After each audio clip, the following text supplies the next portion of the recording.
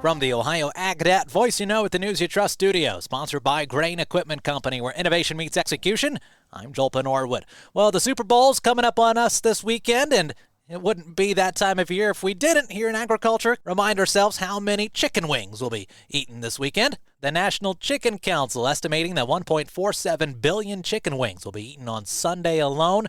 Barrett Nelson, an economist for the American Farm Bureau, says the big game has a significant impact on the farm economy. So the average price for chicken wings right now is about $1.91 a pound. This means that wing sales for Super Bowl Sunday are going to generate about $561 million in revenue. So USDA says that about 15.8 cents per consumer dollar spent goes back to the farmer. And if we add that, 1.47 billion chicken wings, that comes out to almost $89 million going back to the family farm. Now, of course, the amount of money that actually goes back to the farmer does depend on the product. So fresh vegetables, for example, like the carrots and celery we might add to our wings, they're pretty direct from the farm to the table. So they tend to have a higher percentage of income that goes back to the farmer. USDA says about 28%. Compare that to something like tortilla chips that has a little bit more transformation. Only about 1.5% of all the money spent on a 16-ounce bag of chips ends up back in the hands of the farmer. 1.47 billion chicken wings will be eaten on this Sunday.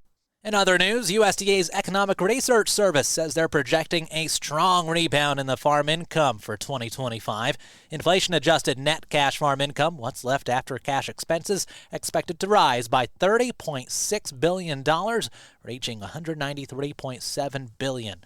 The projected growth follows 2 years of declines in 23 and 24. A major factor in the expected increase here, though, a surge in direct government payments to farmers. Those payments are set to jump from $9.6 billion last year to, in 2025, a price of $42.4 billion. The boost comes largely from the American Relief Act of 2025, which was signed into law in December. The act provides assistance to the farmers and ranchers hit by natural disasters the last couple of years. Let's turn the page to weather, brought to you by Seed Consultants. Here's Ryan. Dry weather over all of Ohio today. We do have an active weekend trying to unfold for us. I'm Chief Meteorologist Ryan Martin. Quick forecast update here in Ohio. Today is cool, but we see partly to mostly sunny skies. Clouds start to increase overnight, and through the day tomorrow we see rain first break out in southern and southwestern parts of Ohio, then spreading tomorrow night into early Sunday morning over the rest of the state. This can be rain or wet snow, or I do think we need to leave the door open to a little bit of ice again as well, similar to what we saw at midweek this past week. I don't think it's going to be as big of a deal in terms of coverage, but that's what I'm watching. Liquid equivalent here can be 1/10 to 3/4 of an inch.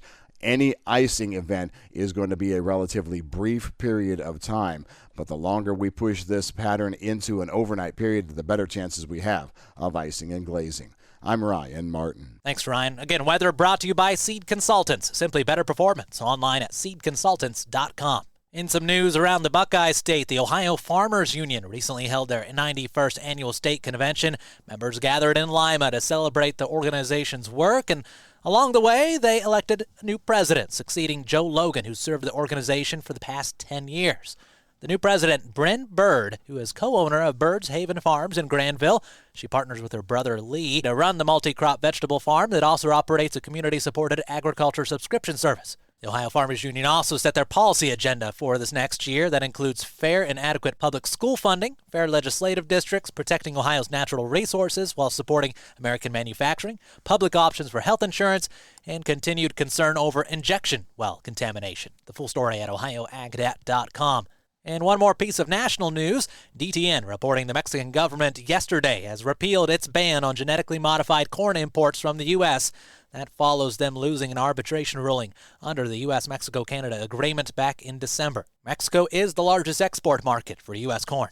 And stay tuned, we'll be taking a look at markets after this. Over the years, you've brought opioids into your home. They helped when you were in pain, and you held on to them just in case. But holding on to opioids puts your family at risk. Learn more at www.fda.gov/drug disposal. What's driving markets? Thanks to Brandt, helping growers take control for over 70 years. Here's Ryan. I'm Ryan Metzger with Lice Mercantile, providing you with your week-ending technical recap. We got March 25 corn futures with the first level of support at $4.89 and the first level of resistance seen at $4.99. March 25 soybean futures has the first level of support seen at $10.51 and the first level of resistance seen at $10.68. March 25 wheat futures has the first level of support seen at $5.73 and the first level of resistance at $5.95. For bullish momentum, we need to see closes above these key resistance levels. Please visit our website at licemercantile.com to learn more about our grain marketing program and crop insurance services. Thanks, Ryan. The latest from Chicago: grains down, livestock up. March corn off 5.5 to 4.89 3/4 as new crop off 3.25 to 4.66.5.